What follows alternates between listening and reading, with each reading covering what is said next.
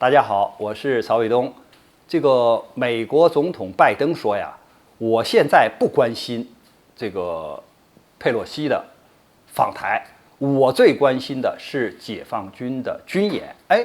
拜登为什么特别关心解放军的军演，而不关注佩洛西的访台呢？而佩洛西的说法和他不一样。佩洛西说，我的访台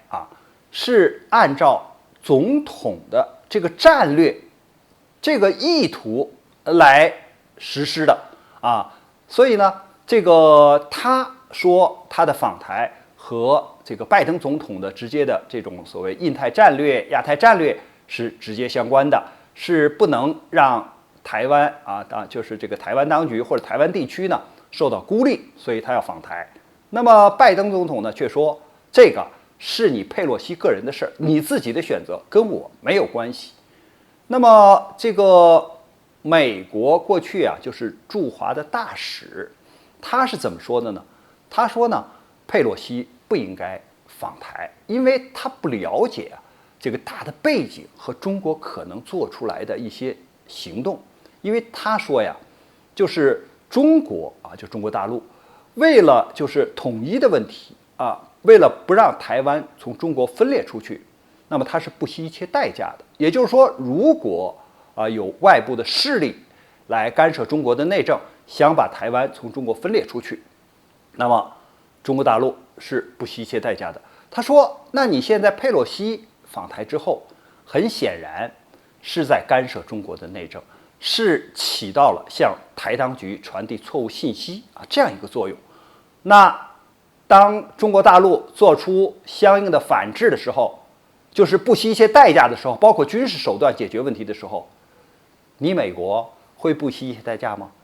他说未必吧。你会为台湾两肋插刀吗？未必吧。所以你要考虑到这个结果，就是中美关系的降温和中美关系受到的损害和未来这个就是中美合作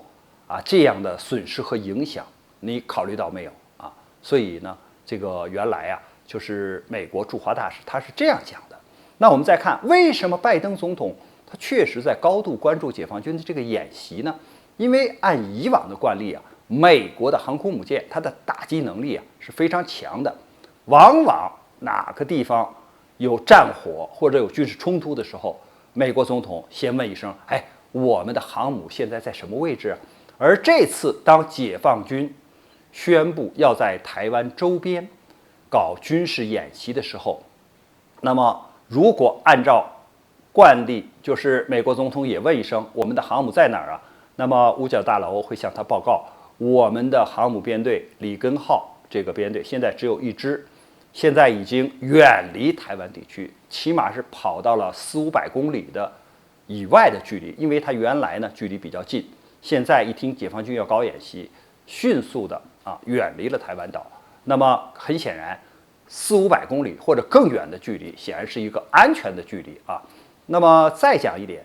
就是美国的空军和海军航空兵在干什么呢？派出了他过去从来没有派出的那么多的机型架次，在解放军演习的这个区域的周边进行不间断的侦察监视。因为它既派出了就是观察你弹道导弹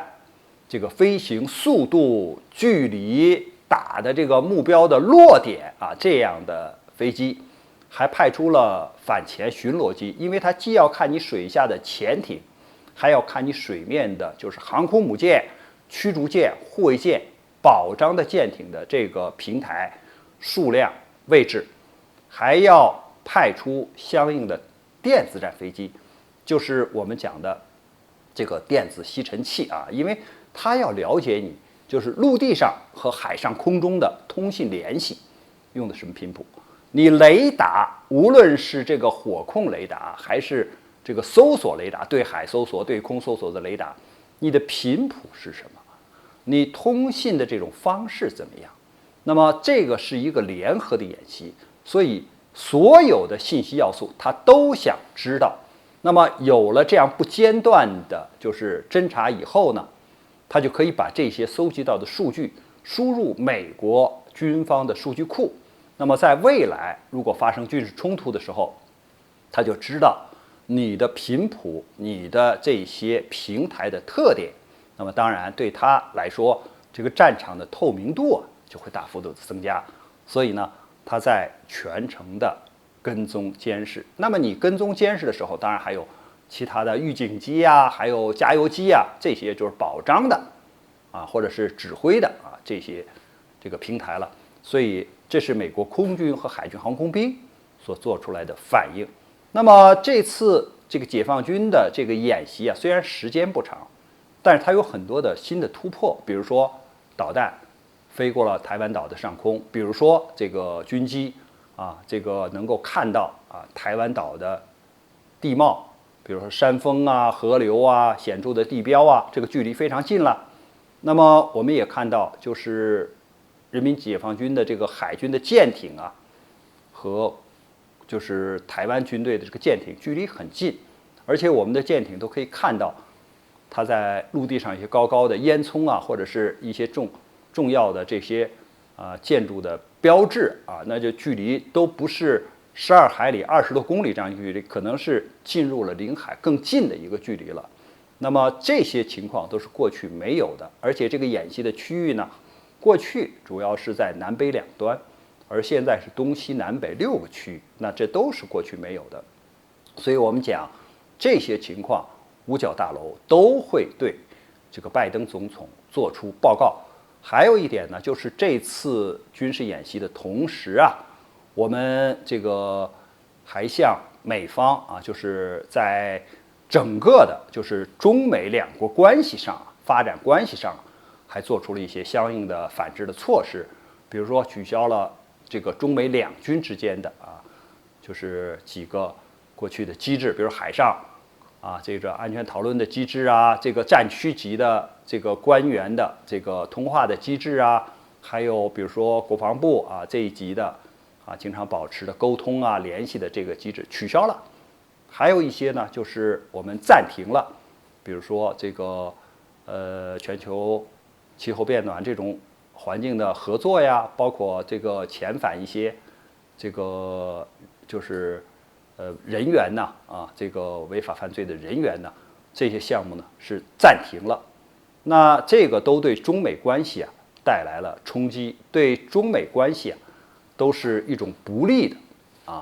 这个就是未来发展不利的这个事情。那现在呢，我想拜登总统呢已经看到了或者听到了这些汇报和情况，所以我想就是拜登总统之所以他关注解放军的军演，实际上他是在高度关注就是和这个中国的关系未来怎么样的发展。因为我们讲的非常明确，如果就是中美之间相互的尊重、和平共处，那可以就是合作共赢。但是如果美国还要秉持冷战思维，搞大国对抗，一意孤行就是搞这种对抗，那么这个我们将奉陪到底。实际上，解放军的这个军事演习呢，已经明确地表示了这样的态度。关于这个话题呢，我们今天就聊到这儿，感谢大家关注本节目，我们下期节目再见。